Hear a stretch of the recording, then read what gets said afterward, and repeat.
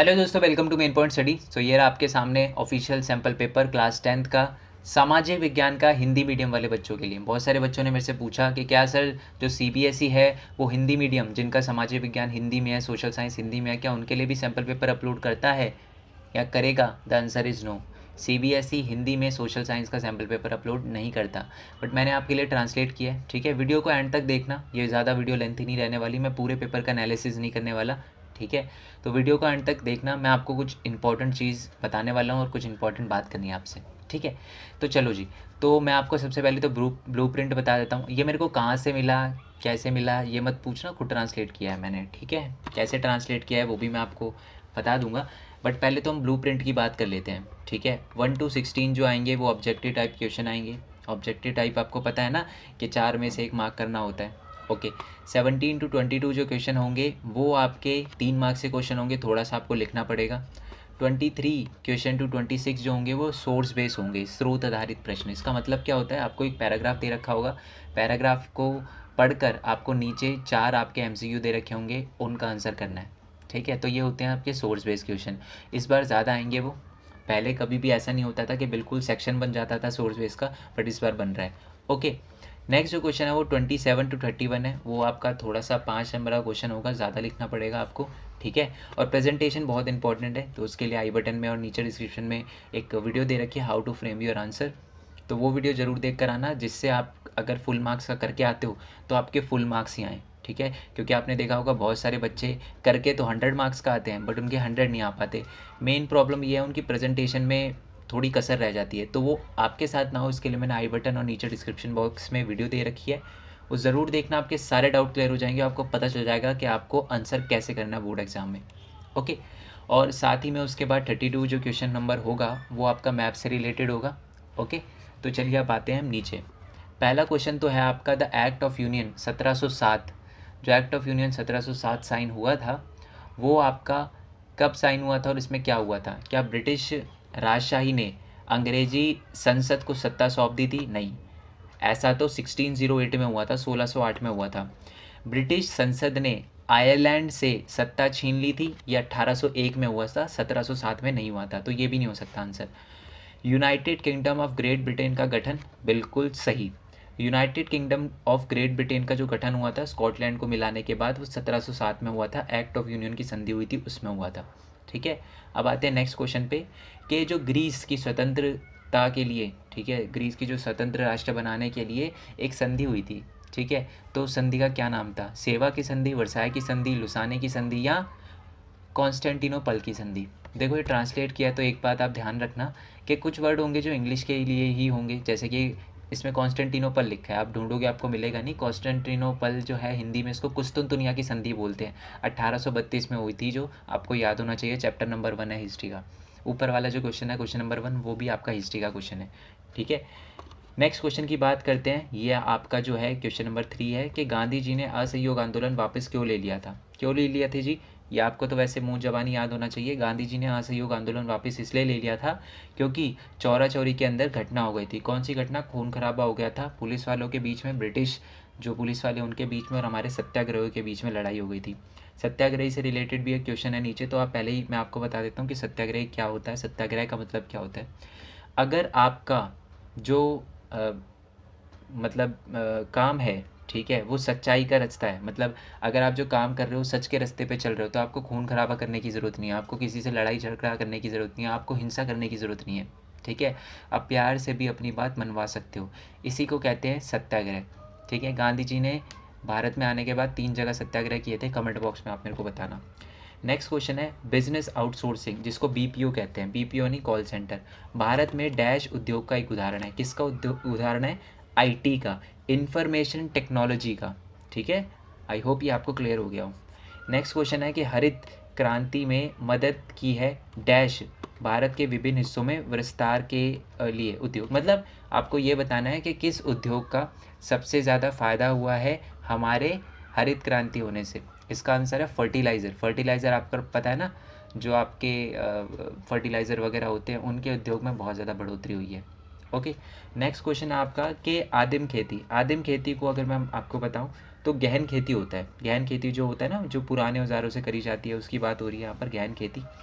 तो वो जो है, मैंने आपको जब चैप्टर पढ़ाया था ना, चैप्टर नंबर 4 है ये, ज्योग्राफी का, कृषि, उसमें मैंने आपको बिल्कुल स्टार्टिंग में एक बात बताई थी कि एक बॉक्स दे रखा है, बॉक्स के अंदर 4-5 नाम लिखे हुए हैं कि आदिम कृषि को अलग अलग राज्यों में किस किस नाम से जाना जाता है।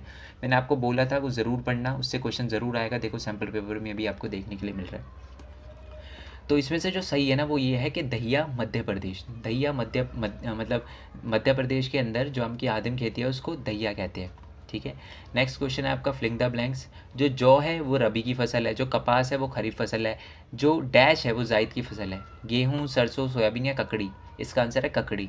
ककड़ी हो गया। ठीक है। वाटरमेलन, तरबूज जिसे कहते हैं, वो एक जायद की फसल है। जायद फसल आपको पता है ना, जो रबी फसल और खरीफ फसल के बीच में उगाई जाती है। ठीक है जी। आई होप ये आपको क्लियर हो गया हो। ऐसे ही आपको सारे के सारे क्वेश्चन करने हैं। अगर आप चाहते हो कि मैं इस पूरे क्वेश्चन पेपर का एनालिसिस करूँ हिंदी में, तो आप मेरे को नीचे कमेंट बॉक्स में बता देना।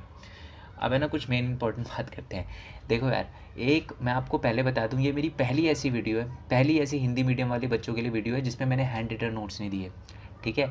तो आप ये मत बोला करो कि यार भेदभाव हो रहा है। मेरे को पता है देर हो रही है, बट उसे भेदभाव नहीं कहते यार। इंग्लिश मीडियम वालों के लिए जो भी वीडियो अपलोड हो रही है ना, आप देखोगे वो सारे के सारे क्या है कि टाइप्ड कंटेंट है। ठीक है। तो टाइपिंग करना इजी होता है, बट मेरे लिए हिंदी लिखना बहुत ज़्यादा दिक्कत होता है। मैं एक एक चीज़ लिख कर आपको सिर्फ इसलिए बताता हूँ जिससे बच्चों को परेशानी ना हो। और आप बोल रहे हो कि सर सिलेबस, मैं आपको बता दूँ, आपका हिस्ट्री का सिलेबस ख़त्म हो चुका है, मतलब पूरा ख़त्म कर दिया मैंने हिस्ट्री का सिलेबस, जो भी आपके बोर्ड में आने वाला है। उसके मोस्ट इंपॉर्टेंट क्वेश्चन हिंदी में, प्रीवियस ईयर क्वेश्चन हिंदी में मैं अपलोड कर चुका हूँ। लिंक आपको नीचे डिस्क्रिप्शन में मिल जाएगा। ज्योग्राफी का सिर्फ आपका 1-2 पार्ट रह रहे होंगे आपके, चैप्टर नंबर 7 के और चैप्टर नंबर 6 के 1-2 पार्ट, पूरा सिलेबस कंप्लीट है उसके अलावा। नेक्स्ट अगर आते हैं हम सिविक्स पे, तो सिविक्स का मैं आपको बता दूं, पॉलिटिकल पार्टी यानी राजनीतिक दल को छोड़कर वो आज ख़त्म ही है, समझ लो ख़त्म हो गया। और सिर्फ सिविक्स का एक चैप्टर रह रहा है, सामाजिक विज्ञान का एक चैप्टर रह रहा है। और अगर हम बात करें अर्थशास्त्र की, तो उसका भी एक चैप्टर रह रहा है। तो यार सारे के सारे तो चैप्टर करवा चुका हूँ मैं, एक एक चैप्टर रह रहा है, तो उसके लिए थोड़ा सा पेशेंस दिखाओ। मैं ये नहीं चाहता कि यार मैं बिल्कुल कुछ भी बोल दूँ और फिर आप उसे लर्न कर लो। मैं चाहूँ तो आपको पता ही है 15 मिनट की वीडियो बना के पूरा चैप्टर एक्सप्लेन कर सकता हूँ, बट वो मैं ऐसा इसलिए नहीं करूँगा क्योंकि उसका कुछ फ़ायदा नहीं है, उससे आपके अच्छे मार्क्स नहीं आ पाएंगे। ठीक है। काम नहीं चलाना, हमको अच्छे नंबर लाने हैं। 100 अगर आपके मतलब बोर्ड एग्ज़ाम में 100 मार्क्स है मैक्सिमम, तो मैक्सिमम ही लाने हैं हमको, यही हमारा टारगेट है। ठीक है। आपने देखा होगा बहुत सारे लोग जो हैं यूट्यूब पे 15 मिनट के अंदर हिंदी का चैप्टर ख़त्म करवा देते हैं। ठीक है। 20 मिनट के अंदर करवा देते हैं, 25 मिनट के अंदर करवा देते हैं। दोस्त 25 मिनट में कोई चैप्टर ख़त्म नहीं होता, और अगर होता है तो आपको पता है कि उसमें से कुछ ना कुछ टॉपिक छूटे हुए होते हैं। इसलिए मैं क्या करता हूँ, हर चैप्टर के मतलब कम से कम 2-3 पार्ट अपलोड करता हूँ, जिससे कि आपको सारी की सारी चीज़ें समझ आए। एक एक चीज़ कवर करवाता हूँ हिंदी मीडियम वाले बच्चों के लिए। ठीक है। सिर्फ इसीलिए कि उनको ऐसा ना लगे कि यार हमको कोई चीज़ छूट गई, यहाँ चीज़ें छूट गई, यहाँ चीज़ें छूट गई।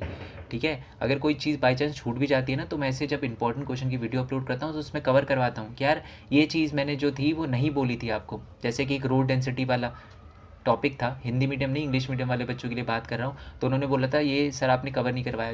बहुत छोटा टॉपिक था, वर्ड ही था, एक मीनिंग बताना था उसका। मेरे को लगा बच्चों को समझ आ जाएगा, बट उन्होंने कहा नहीं आ रहा सर समझ, तो मैंने उसको अपने जो MCQ और जो इंपॉर्टेंट क्वेश्चन की वीडियो थी उसमें समझा दिया। तो यार पेशेंस रखो। ठीक है। ये मत बोला करो कि, बड़ा बुरा लगता है, सच कह रहा हूँ कसम से, बहुत बुरा लगता है जब कोई ये बोलता है कि सर भेदभाव कर रहे हो आप। भेदभाव नहीं कर रहा यार, देरी हो रही है ये मैं मानता हूँ। ठीक है। मैंने कभी नहीं बोला कि मैंने हिंदी मीडियम वाले बच्चों के लिए उतना ही कंटेंट हमेशा अपलोड किया जितना इंग्लिश मीडियम वाले बच्चों के लिए किया। ठीक है। ऐसा नहीं कहूँगा मैं, पर हाँ मेरा हमेशा से एफ़र्ट यही रहा है कि मैं हिंदी मीडियम वाले बच्चों के लिए भी उतना ही करूँ, उतना नहीं तो कम से कम अपना एफ़र्ट तो डालूँ, जितना वो बच्चे मेरे को सपोर्ट कर रहे हैं उतना तो रखूँ। ठीक है। तो दोबारा से बता देता हूँ, हिस्ट्री का सिलेबस ख़त्म, सिविक्स का एक चैप्टर रहता है, ज्योग्राफी का एक चैप्टर रहता है, और आपके अर्थशास्त्र का एक चैप्टर रहता है। ठीक है। मैं इंपॉर्टेंट क्वेश्चन भी अपलोड करूँगा, जैसे मैंने इतिहास के प्रीवियस ईयर क्वेश्चन करे हैं, बाकियों के भी करूँगा। ठीक है। बस थोड़ा सा पेशेंस। ओके। अभी तो यार नवंबर है, टेंशन मत लो, दिसंबर से पहले पूरी बुक ख़त्म करा दूंगा आपकी, पूरा सामाजिक विज्ञान का जो भी आपका है ना सिलेबस वो पूरा कंप्लीट करा दूंगा। अच्छा एक और बात यार, इसकी जो PDF है ना, क्योंकि बिना PDF के तो फ़ायदा ही नहीं है इसका। ठीक है। उसका लिंक आपको नीचे डिस्क्रिप्शन में मिल जाएगा, बट मेरी एक बात सुनना यार, वीडियो को शेयर करना, PDF को नहीं। आपसे खास रिक्वेस्ट रहेगी ये। ठीक है। क्योंकि आपको पता है हिंदी मीडियम के बच्चों का सपोर्ट तो है, बट वो सपोर्ट शेयर में नहीं बदलता। ये बात आपको पता है। तो बस आपसे इतनी रिक्वेस्ट करूँगा कि वीडियो को शेयर करो। पीडीएफ दोनों ही क्वेश्चन का और आंसर की जो पीडीएफ है, ये दोनों की दोनों ही पीडीएफ का लिंक मैं आपको नीचे डिस्क्रिप्शन में दे दूँगा। बट आप इसको थोड़ा-सा, आपको थोड़ी-सी मेहनत करनी पड़ेगी। कुछ वर्ड होंगे, ऐसा नहीं कि सारा जैसे कि आपने देखा अभी तक हमने 6-7 क्वेश्चन करे और उसमें से एक वर्ड था ऐसा जो कुस्तुन दुनिया, जो कॉन्स्टेंटिनोपल, वो इंग्लिश में आया। तो इतना सा आप थोड़ा-सा एफर्ट मार लेना। साथ में इंग्लिश का मतलब ऑब्वियस सी बात है, आपने इंग्लिश तो आपकी इंग्लिश मीडियम में होगी। ऐसा नहीं है कि हिंदी मीडियम वाले बच्चों को इंग्लिश नहीं आती, आपकी भी इंग्लिश बहुत अच्छी खासी होगी। तो आप इंग्लिश का क्वेश्चन पेपर लेकर बैठना, मतलब सोशल साइंस का इंग्लिश मीडियम में, तो आपकी सारी चीज़ें क्लियर हो जाएगी। ठीक है। और आपको पता ही है मैंने एक न्यू चैनल बनाया, वहाँ पर मैं बताने वाला हूँ कि मेरी यूट्यूब जर्नी कैसी रही, मैं यूट्यूब से कैसे अर्न करता हूँ और आप यूट्यूब से कैसे अर्न कर सकते हो। उसका लिंक आपको नीचे डिस्क्रिप्शन में दे रखा है, उसको ज़रूर सब्सक्राइब करना। पहली बात तो थैंक यू सो मच। ठीक है। जितना इंग्लिश मीडियम वाले बच्चों का सपोर्ट है ना, उतना ही मेरे को हिंदी मीडियम वाले बच्चों का सपोर्ट है। इसी की वजह से हम 30,000 क्रॉस कर पाए हैं। तो सबको बहुत बहुत शुक्रिया दिल से। हम ट्राई करेंगे कि आगे बढ़ें, हिंदी मीडियम वाले बच्चों के साथ आगे बढ़ें। ठीक है।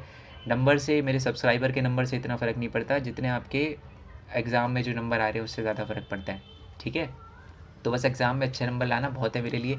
ठीक है। सो उस चैनल को आप सब्सक्राइब कर लेना, पता चल जाएगा आपको कि मैं यूट्यूब से कैसे अर्न करता हूँ और आप कैसे कर सकते हो, क्योंकि बच्चों की लाइफ में थोड़ी पैसे से रिलेटेड प्रॉब्लम आती है, तो वो ना आए उसी के लिए मैंने वो चैनल बनाया है। ठीक है। उसका लिंक आपको नीचे डिस्क्रिप्शन में मिल जाएगा, सब्सक्राइब कर देना उसको। और इस चैनल को भी सब्सक्राइब करने के बाद आप उसकी नोटिफिकेशन बेल दबा देना। ठीक है। और याद है ना, आपको वीडियो शेयर करनी है, पीडीएफ नहीं। पीडीएफ मैं दे रहा हूँ बट वो बच्चा देखेगा तो कुछ चीज़ें समझेगा और उसको भी पता चलेगा कि मेरा सारा सिलेबस ख़त्म हो गया, 1-2 चैप्टर रह रहे हैं विद नोट्स। ठीक है। सो नेक्स्ट वीडियो के लिए स्टे ट्यून, नेक्स्ट चैप्टर के लिए स्टे ट्यून। तब तक के लिए थैंक यू सो मच। जय हिंद, जय भारत, वंदे मातरम। आप इंस्टाग्राम, फेसबुक, ट्विटर वगैरह पे फॉलो करना चाहो तो कर सकते हो, आपकी मर्ज़ी है। Okay, bye bye.